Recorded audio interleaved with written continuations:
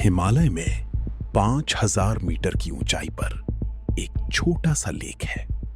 साल के ज्यादातर महीने ये बर्फ में दफन रहता है, लेकिन जैसे ही गर्मियों में बर्फ पिघलती है, पानी के अंदर कुछ दिखना शुरू होता है।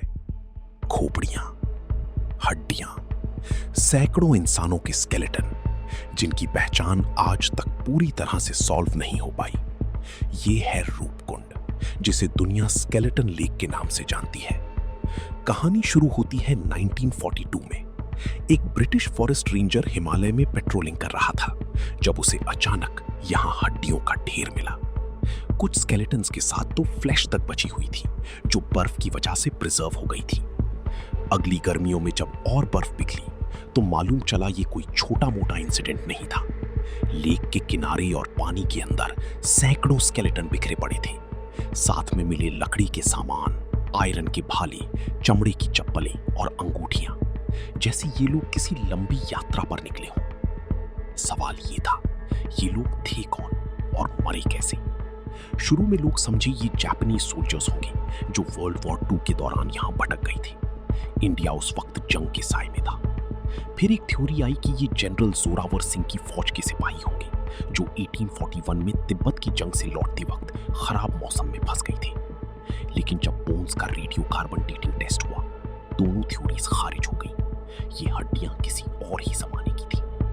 कुछ लोगों ने तो ये तक कहा कि ये एक मास सुसाइड रिचुअल हो सकता है, लेकिन असली जवाब कहीं और छुपा था। एक सदियों पुरानी लोकल कहानी में सदियों से इस इलाके में एक कहानी चली आ रही है। कहा जाता है कि कन्नौज के राजा जश धवल अपनी गर्भवती रानी और बड़े लव लश्कर, सेवकों, नर्तकियों और दूसरे लोगों के साथ नंदा देवी के मंदिर तक एक यात्रा पर निकले थे। और सबसे हैरान करने वाली बात, ये सिर्फ एक पुरानी कहानी नहीं है। आज भी हर 12 साल में नंदा देवी राजजात नाम की एक असली जीवित पिलग्रिमेज इसी रास्ते से होके गुजरती है। और जब यात्री रीपकुंड पहुंचते हैं, तो वहां पुजारी इन हजारों पिछले लोगों की आत्माओं के लिए प्रार्थना करते हैं, ये मानकर कि वो भी कभी एक ऐसी ही यात्रा पर निकले थे। 2000 की शुरुआत में साइंटिस्ट्स ने पहली बार इन हड्डियों पर प्रॉपर रिसर्च शुरू की। ऑक्सफोर्ड यूनिवर्सिटी, पुणे यूनिवर्सिटी और हैदराबाद की सीसीएमबी लैब के एक्सपर्ट्स एक साथ आए। रेडियो कार्बन डेटिंग से पता चला कि ये हड्डियां लगभग 800 ईडी की थीं। और जब उन्होंने खोपड़ियों को गौर से देखा, तो एक चौंकाने वाली बात मिली। कई स्कल्स पर ऊपर से गोल ऑब्जेक्ट से लगी हुई चोट के निशान थे। तलवार या हथियार की नहीं, बल्कि किसी चीज के जो सीधा ऊपर से आकर लगी हो। साइंटिस्ट्स का नतीजा था, ये लोग बड़ी क्रिकेट बॉल जैसी ओलों की हेलस्टॉर्म में मारी थी। ये थ्योरी 2004 में नेशनल जियोग्राफिक की एक डॉक्यूमेंट्री में दिखाई गई और पूरी दुनिया ने मान लिया, मिस्ट्री सॉल्व हो चुकी थी। एक group of pilgrims 9th century में एक भयानक हेलस्टॉर्म में फंसकर मर गए। कहानी और साइंस दोनों मैच कर रहे थे। केस बंद हो चुका था। लेकिन 15 साल बाद एक नए टेस्ट ने इस पूरी कहानी को जड़ से हिला दिया।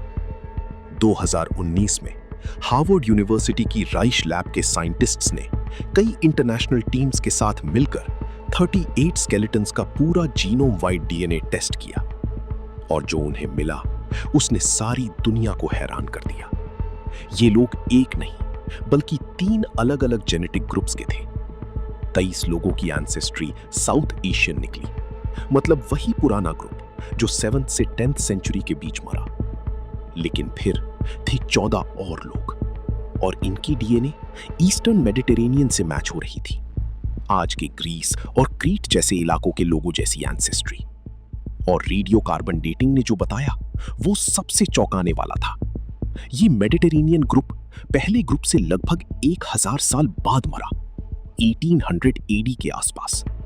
एक नहीं, 2 अलग अलग हादसे, 1000 साल का फासला, और एक पूरा ग्रुप जो अपने घर से लगभग 6000 किलोमीटर दूर इसी हिमालयन लेक में किसी अनजान वजह से मर गया। सवाल अब भी वही खड़ा है, ये मेडिटेरेनियन लोग हिमालय की इस दूर दुराज जगह में क्या कर रहे थे?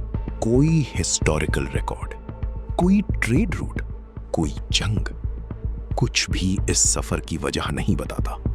साइंटिस्ट्स ने उनके खाने पीने का भी टेस्ट किया और पता चला दोनों ग्रुप्स का डाइट बिल्कुल अलग था। मतलब ये दो बिल्कुल अलग दुनियाओं के लोग थे जो सिर्फ एक ही लेक में आकर खत्म हुए। हेलस्टॉर्म थ्योरी अभी भी पुराने साउथ एशियन ग्रुप के लिए सही हो सकती है। कहानी और साइंस दोनों इस हिस्से में मैच करते हैं, लेकिन ये नया मेडिटरेनियन ग्रुप, इनकी कहानी आज तक एक कंप्लीट राज है। रूपकुंड लेक अभी भी वहीं खड़ा है, हिमालय की चोटी पर, अपने राज संभाले हुए। हर साल बर्फ पिघलती है, हड्डियां दोबारा दिखती हैं, लेकिन जवाब अभी भी अधूरे हैं। आपको क्या लगता है? कमेंट में अपनी थ्योरी जरूर बताना, और अगर आपको ऐसी अनसॉल्व्ड मिस्ट्रीज पसंद है तो चैनल सब्सक्राइब करना मत भूलना। मिलते हैं अगली कहानी में।